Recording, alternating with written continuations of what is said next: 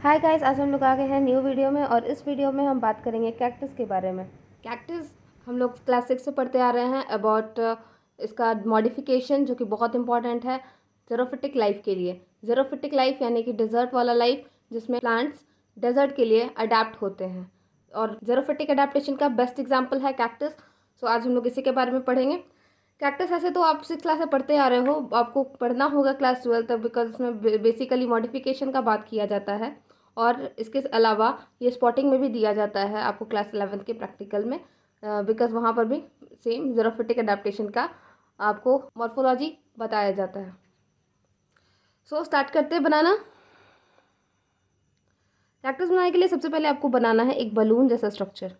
ठीक है, अगर आप पेंसिल से बना रहे हो तो ये बेटर है, बिकॉज पेंसिल से ये आप फिर मिटा भी सकते हो जहाँ पे मिटाने की ज़रूरत पड़ेगा।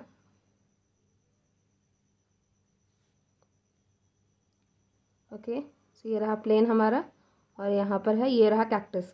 ठीक है, यहाँ पर अगर आप पेंसिल से बनाए हो तो आप इसे मिटा करके यहाँ पर एक और स्टेम इसका दिखा सकते हो कि ये इसका एक एक्सटेंशन भी है। ओके, ये मोर और लेस ऐसा हाइड्रा जैसा दिख रहा है। हाइड्रा में ऑल्दो एक चीज़ और होता है कि ये ज़्यादा पतला होता है, स्लिम होता है, और बेस उसका ज़्यादा सॉलिड होता है। कैक्टस थोड़ा सा दिखने में हल्का सा अलग होता है। और इसमें एक ध्यान देने वाली बात जो और है वो ये कि इसके पास लीव्स नहीं होते हैं, यही इसका स्टेम है, और इसका रूट तो हमें दिखाने की ज़रूरत नहीं है। ठीक है, जो आपको ऊपर दिखेगा सिर्फ आप वही देखो। सो ये रहा हमारा स्टेम, इसमें लीव्स नहीं है, लीव्स की जगह होता है यहाँ पर थॉर्न्स। और इसका एक होता है रिप्रोडक्टिव पार्ट, जैसे सबका रिप्रोडक्टिव पार्ट होता है, फ्लावर होता है। So yes, this is the flower of cactus.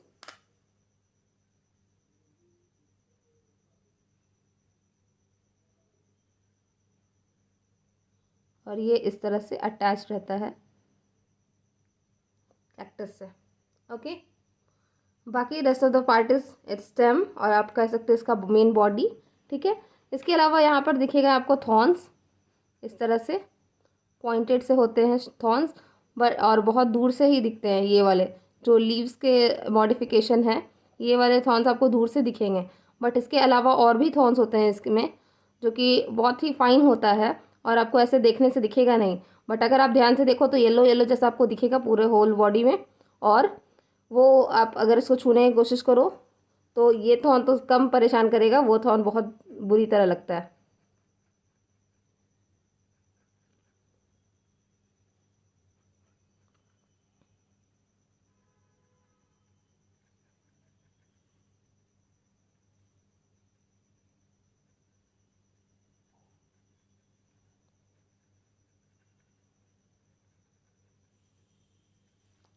इस तरह से ये पूरा लीफ से कवर हो रहा है, बट आपको लीफ यहाँ पे दिख नहीं रहा, बिकॉज लीफ जो है ये मॉडिफाई होकर के थॉर्न का रूप ले चुका है। ओके, सो ये रहा कैक्टस का ड्राइंग। अब हम इसकी लेबलिंग करते हैं। सो लेबलिंग में हमें जो देखना है ये है फ्लैशी स्टेम। ठीक है, फ्लैशी स्टेम, या फिर आप इसे भी कह सकते हो, एक्चुअली इस स्टेम को हम एक नाम और देते हैं, फ्लैशी स्टेम को सक्यूलेंट कहते हैं इसे। सक्यूलेंट इसलिए क्योंकि ये फ्लैशी ही इसलिए है बिकॉज यहाँ पे ये खाना स्टोर कर रहा है। ठीक है, खाना ये स्टोर कर रहा है, इसलिए ये मोटा सा स्टेम हो गया है। और इसके अलावा एक मॉडिफिकेशन और जो इसमें देखने को मिलता है कि इसका स्टेम ग्रीन होता है। आप जनरली देखोगे प्लांट्स में कि स्टेम जो होता है वो ब्राउन कलर का होता है, लीव्स जो होते हैं वो ग्रीन कलर के होते हैं, बट यहाँ पर स्टेम ग्रीन कलर का होता है बिकॉज उसमें क्लोरोफिल होता है और वही खाना बना रहा होता है। यहाँ लीव्स जो होते हैं वो थॉर्न में मॉडिफाइड होते हैं। ये रहा थॉर्न्स,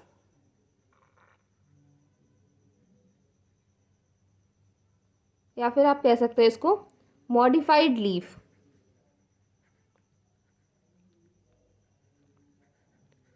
ओके, ये हो गया हमारा फ्लावर, या फिर आप इसको रिप्रोडक्टिव फ्लावर कह सकते हो, एक ही बात है।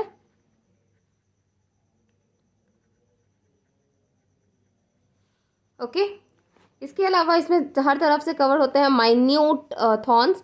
सो अगर आप इसको डॉट डॉट डॉट डॉट इस तरह से करके दिखाना चाहो तो आप दिखा सकते हो कि हाँ ये सब यहाँ ये पूरा भरा हुआ है माइन्यूट थॉर्न्स से, और इसे आप लेबल भी फिर कर सकते हो। अदरवाइज ऐसे भी आप छोड़ दोगे तो भी ये सही है।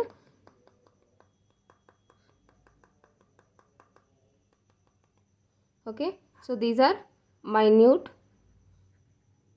थॉर्न्स जो कि पूरे ही प्लांट बॉडी में कवर्ड होते हैं।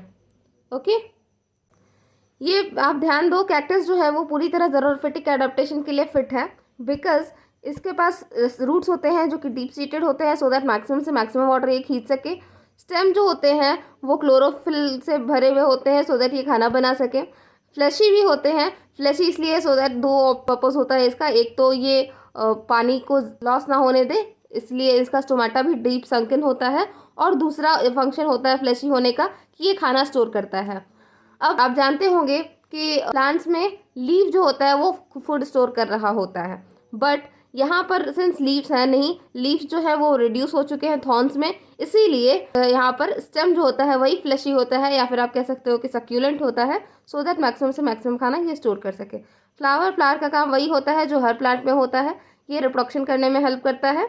और ये जो माइन्यूट थॉर्न्स होते हैं पूरे बॉडी में भरे हुए, ये इसलिए होते हैं सो दैट ये प्रोटेक्शन कर सके कैक्टस का अदर ड्वेलर्स से।